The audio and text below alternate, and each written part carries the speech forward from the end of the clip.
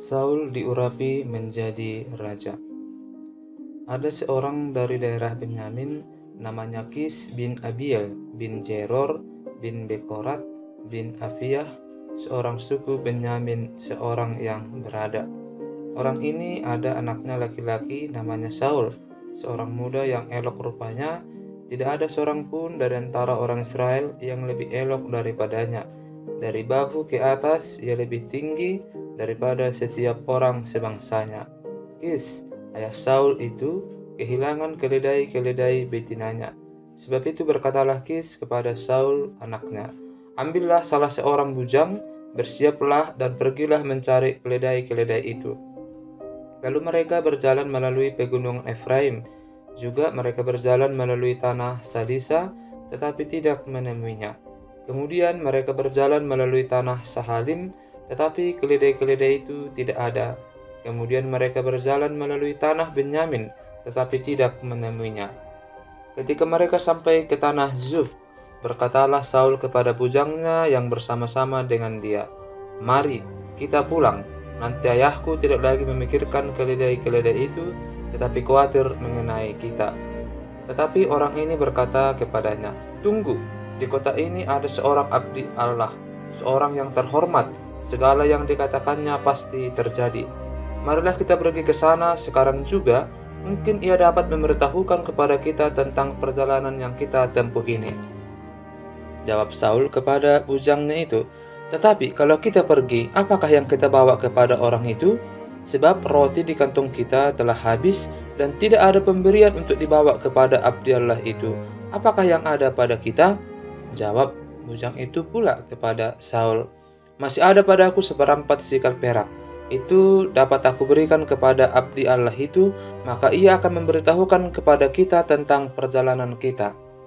Dahulu di antara orang Israel, apabila seseorang pergi menanyakan petunjuk Allah, ia berkata begini, "Mari kita pergi kepada Pelihat," sebab nabi yang sekarang ini disebutkan dahulu Pelihat.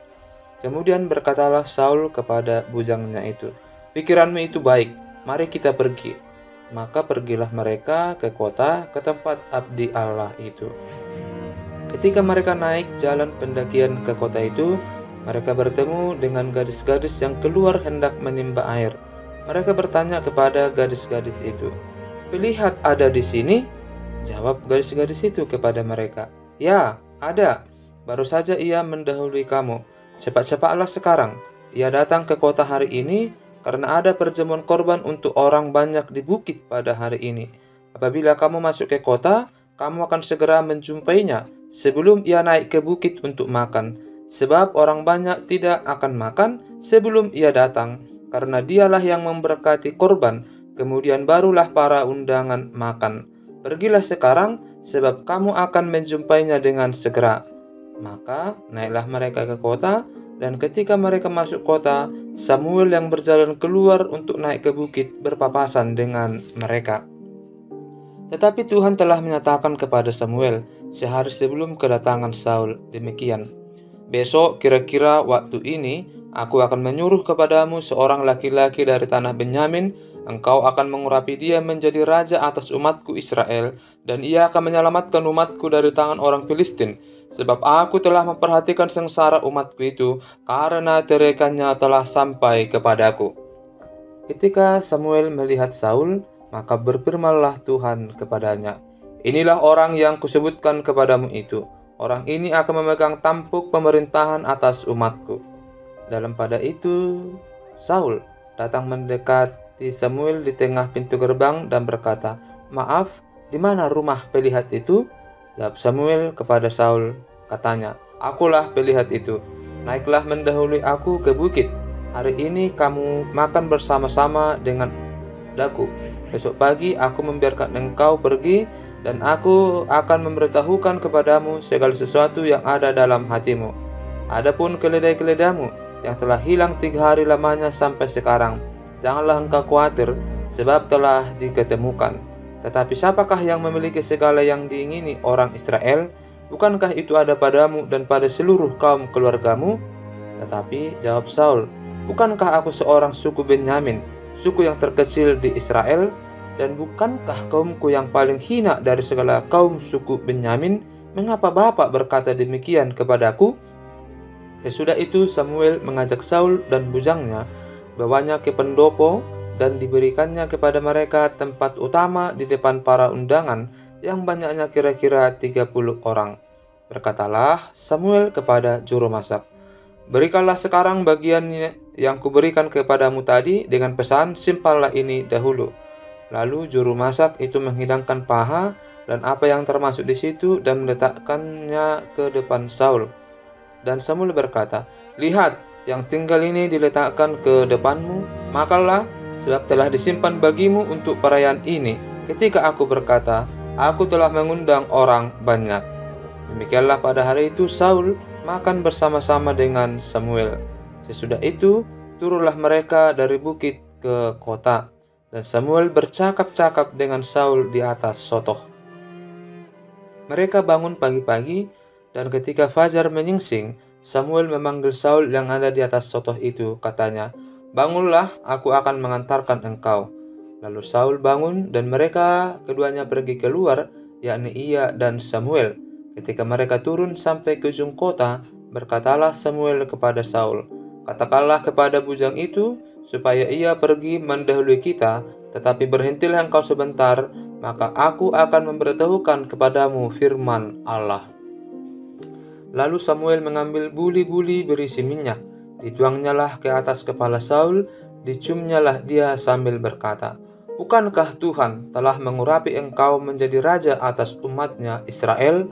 Engkau akan memegang tampuk pemerintahan atas umat Tuhan, dan engkau akan menyelamatkannya dari tangan musuh-musuh di sekitarnya. Inilah tandanya bagimu bahwa Tuhan telah mengurapi engkau menjadi raja atas miliknya sendiri. Apabila engkau pada hari ini pergi meninggalkan aku, maka engkau akan bertemu dengan 2 orang laki-laki di dekat kubur Rahel di daerah Benyamin di Zelzah. Mereka akan berkata kepadamu, 'Keledai-keledai yang kau cari itu telah diketemukan,' dan ayahmu tidak memikirkan keledai-keledai itu lagi, tetapi ia khawatir mengenai kamu. Katanya, 'Apakah yang akan kuperbuat untuk anakku itu?' Dari sana engkau akan berjalan terus lagi dan sampai ke pohon Tarbantin Tabor. Maka di sana engkau akan ditemui oleh 3 orang laki-laki yang naik menghadap Allah di Betel. Seorang membawa 3 ekor anak kambing, seorang membawa 3 ketul roti, dan yang lain lagi sebuyung anggur. Mereka akan memberi salam kepadamu dan memberikan kepadamu 2 ketul roti yang akan kau terima dari mereka. Sesudah itu engkau akan sampai ke Gibea Allah, tempat kedudukan pasukan orang Filistin. Dan apabila engkau masuk kota, engkau akan berjumpa di sana dengan serombongan nabi yang turun dari bukit pengorbanan dengan gambus, rebana, suling, dan kecapi di depan mereka. Mereka sendiri akan kepenuhan seperti nabi. Maka roh Tuhan akan berkuasa atasmu. Engkau akan kepenuhan bersama-sama dengan mereka dan berubah menjadi manusia lain. Apabila tanda-tanda ini terjadi kepadamu, lakukanlah apa saja yang didapat oleh tanganmu, sebab Allah menyertai engkau. Engkau harus pergi ke Gilgal mendahului aku, dan camkanlah, aku akan datang kepadamu untuk mempersembahkan korban bakaran dan korban keselamatan.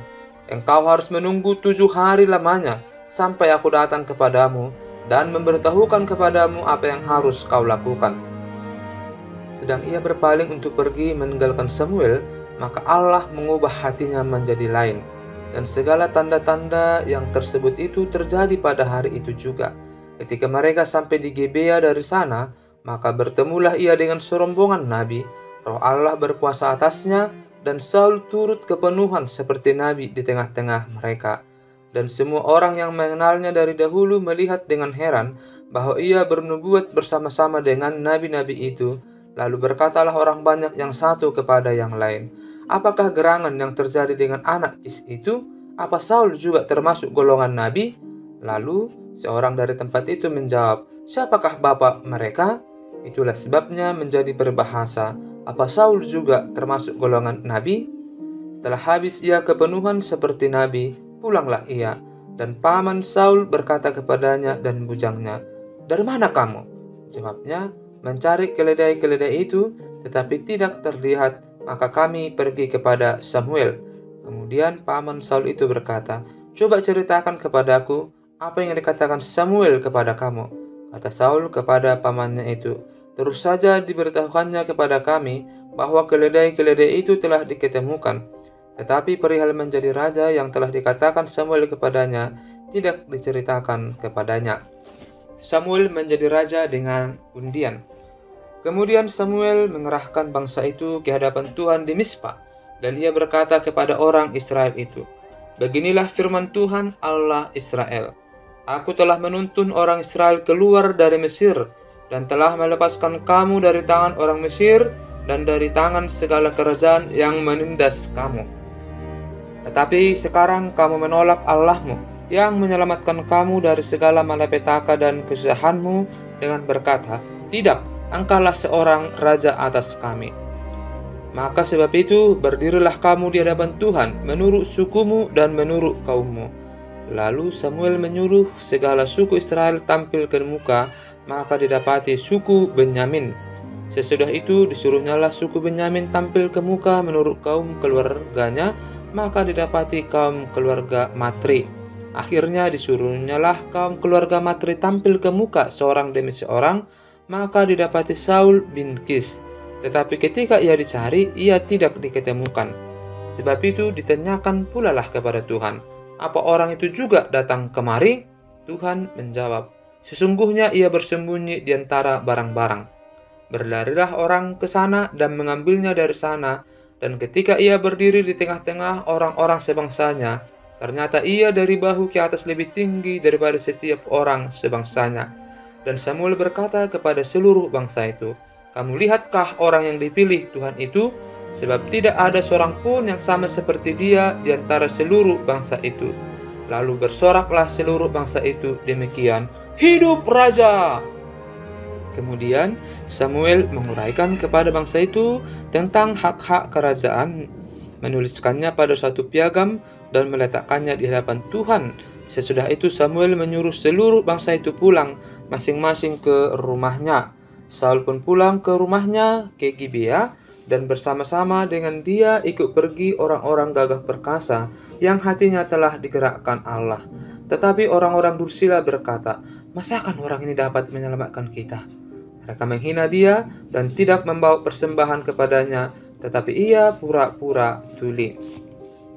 Saul menyelamatkan Yabes. Maka Nahas, orang Amon itu, bergerak maju dan berkemah mengepung Yabes Gilead. Lalu berkatalah semua orang Yabes itu kepada Nahas, "Adakanlah perjanjian dengan kami, maka kami akan takluk kepadamu." Tetapi Nahas, orang Amon itu, berkata kepada mereka, "Dengan syarat inilah aku akan mengadakan perjanjian dengan kamu, bahwa tiap mata kananmu akan kucungkil. Dengan demikian, aku mendatangkan malu kepada segenap orang Israel." Para tua-tua Yabes berkata kepadanya, "Berilah kelonggaran kepada kami 7 hari lamanya, supaya kami mengirim utusan ke seluruh daerah Israel.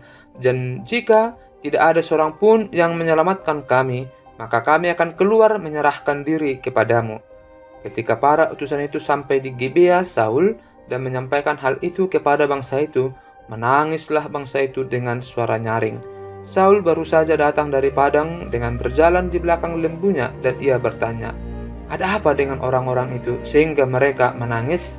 Mereka menceritakan kepadanya kabar orang-orang Yabes itu. Ketika Saul mendengar kabar itu, maka berkuasalah roh Allah atas dia, dan menyala-nyalalah amarahnya dengan sangat. Diambilnyalah sepasang lembu, dipotong-potongnya, lalu potongan-potongan itu dikirimnya ke seluruh daerah Israel dengan perantaraan utusan. Pesannya, "Siapa yang tidak maju mengikuti Saul dan mengikuti Samuel, lembu-lembunya akan diperlakukan juga demikian." Lalu Tuhan mendatangkan ketakutan kepada bangsa itu, sehingga majulah mereka serentak. Ketika Saul memeriksa barisan mereka di Bezek, maka ada 300.000 orang Israel dan 30.000 orang Yehuda. Kepada para utusan yang datang itu dikatakan, "Beginilah kamu katakan kepada orang-orang Yabes Gilead, besok pada waktu panas teriknya matahari akan datang bagimu penyelamatan." Ketika para utusan kembali dan memberitahukan hal itu kepada orang-orang Yabes, bersukacitalah mereka. Lalu orang-orang Yabes itu berkata kepada Nahas, "Besok kami akan keluar menyerahkan diri kepadamu, maka bolehlah kamu lakukan terhadap kami apapun yang kamu pandang baik." Keesokan harinya, Saul membagi rakyat itu menjadi 3 pasukan. Mereka itu masuk ke tengah-tengah perkemahan musuh pada waktu kawal pagi dan memukul kalah orang-orang Amon sebelum hari panas. Dan terserak-seraklah orang-orang yang lolos itu, sehingga di antara mereka tidak ada tinggal 2 orang bersama-sama. Lalu berkatalah bangsa itu kepada Samuel, "Siapakah yang telah berkata, 'Masakan Saul menjadi raja atas kita?' Serahkanlah orang-orang itu supaya kami membunuhnya." Tetapi kata Saul, "Pada hari ini seorang pun tidak boleh dibunuh, sebab pada hari ini Tuhan telah mewujudkan keselamatan kepada Israel." Dan Samuel berkata kepada bangsa itu, "Marilah kita pergi ke Gilgal dan membaharui jabatan raja di sana." Lalu pergilah seluruh bangsa itu ke Gilgal dan menjadikan Saul raja di sana di hadapan Tuhan di Gilgal, dan mereka mempersembahkan di sana korban keselamatan di hadapan Tuhan, dan bersukarialah di sana Saul dan semua orang Israel dengan sangat. Samuel minta diri dari bangsa itu. Berkatalah Samuel kepada seluruh orang Israel, "Telah kudengarkan segala permintaanmu yang kamu sampaikan kepadaku, dan seorang raja telah kuangkat atasmu. Maka sekarang raja itulah yang menjadi pemimpinmu. Tetapi aku ini telah menjadi tua dan beruban, dan bukankah anak-anakku laki-laki ada di antara kamu? Akulah yang menjadi pemimpinmu dari sejak mudaku sampai hari ini. Di sini aku berdiri.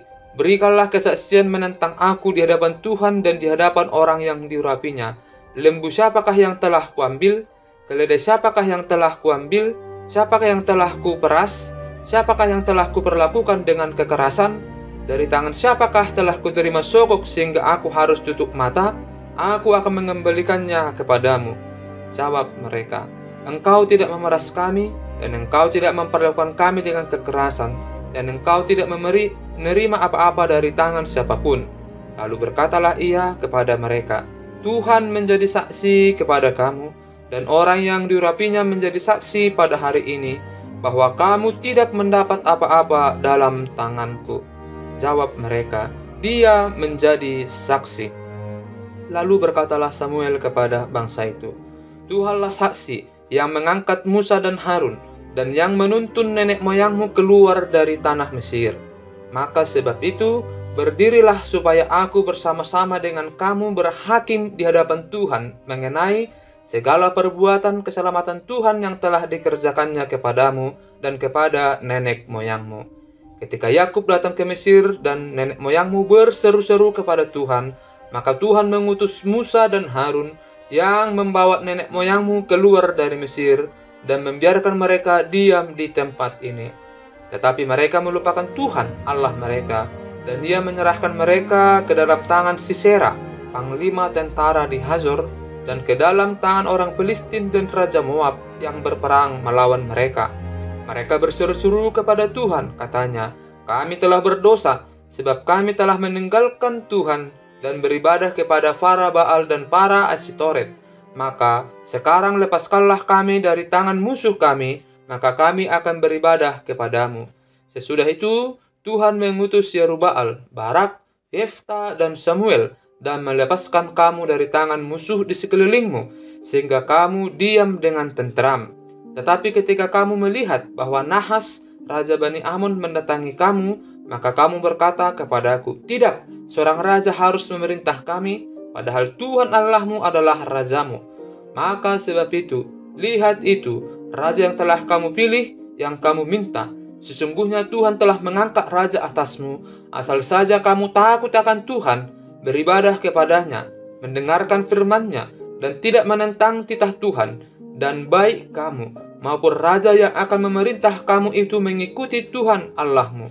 Tetapi jika kamu tidak mendengarkan firman Tuhan dan kamu menentang titah Tuhan, maka tangan raja akan melawan kamu dan melawan rajamu.